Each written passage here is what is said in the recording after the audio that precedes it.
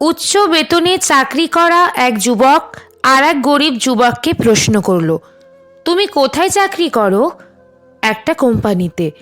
Salary কত? 10,000 টাকা। মোটে 10,000? চলো কিভাবে? তোমার মালিক তোমার প্রতি অবিচার করছে। তুমি যেই ছেলে, তোমার যা যোগ্যতা তাতে হেসে খেলেই তুমি অনেক টাকা বেতন পেতে পারো। যুবকের মেজাজ খাট্টা হয়ে গেল, নিজের কাজের প্রতি ও বসের প্রতি বেজায় রুষ্ট হয়ে উঠল। পরদিন গিয়ে সরাসরি বসকে বেতন বাড়ানোর কথা জানালো। কথা কাটাকাটি হওয়ায় এক পর্যায়ে বস তাকে চাকরিচ্যুত করল। এখন যুবকটি বেকার। তোমার প্রথম সন্তান হলো বুঝি? হ্যাঁ। তোমার স্বামী এই উপলক্ষে তোমাকে কিছু দেয়নি? উপহার, টাকা বা এ জাতীয় কিছু? না। কেন দেবে? এ তো আমাদেরই সন্তান। উপহার বা টাকা দিতে হবে কেন? কেন? তোমাকে হাত খরচের জন্য তো 2-4 পয়সা দিতে পারে। তার কাছে কি তোমার কোনো মূল্য নেই? তুমি চাকরানি? স্ত্রীর মনে ধরল কথাটা। সারাদিন কথাটা ভাবতে ভাবতে মনটাকে বিষিয়ে তুলল।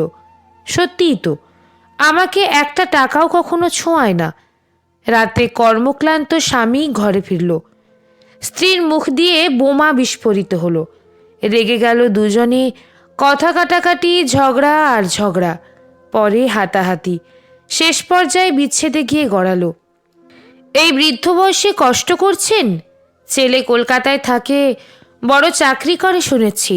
মস্ত বড় ফ্ল্যাটে বউ বাচ্চা নিয়ে থাকে। আপনাদের দুজনকে সাথে নিয়ে যেতে পারে না? আপনাদের দেখতেও তো আসে না।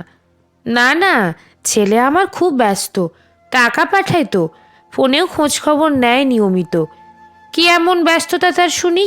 নিজের জন্মদাতা জন্মদাত্রীকে দেখতে আসার সময় হয় না? সারাদিন অফিস বাসা করতে করতেই তো তার সবটা সময় চলে যায়। আপনি খোঁজ নিয়েছেন সে কলকাতায় বাড়ি গাড়ি হাঁকিয়ে বেড়াচ্ছে, আর আপনারা অজ পাড়াগায় ঝুঁকছেন। বৃদ্ধ বাবা বাসায় এসে স্ত্রীকে খুলে বলল। স্ত্রী বাধা দিল, আপনি ভুল শুনেছেন, সে আসলেই ব্যস্ত। না, সে কি আমাকে মিথ্যে বলতে পারে?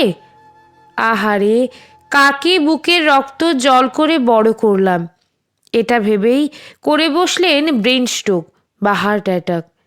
এবার আসি মূল কথায়। কিছু নিরীহ অযাচিত প্রশ্ন আমাদের সুখী জীবনকে ক্ষণিকের মধ্যে দুঃখী করে দিতে সক্ষম।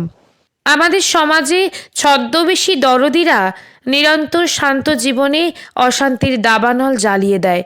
ছদ্মবেশী ডাইনগুলো নিজের থেকে কিন্তু আপনাকে কিছুই দেবে না, কিন্তু অন্যের থেকে অবৈধভাবে আদায় করার পদ্ধতি শিখিয়ে দিয়ে আপনাকে জিতিয়ে দেওয়ার নামে ধ্বংসের দিকে ঠেলে দেবে।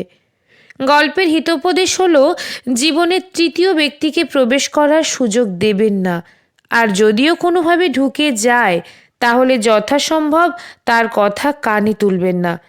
তৃতীয় ব্যক্তি হতে সাবধান। এই রকম ঘটনা আমাদের চারপাশে অহরহ ঘটছে। তৃতীয় ব্যক্তি তো পালিয়ে বেঁচে যায়, কিন্তু ভুক্তভোগী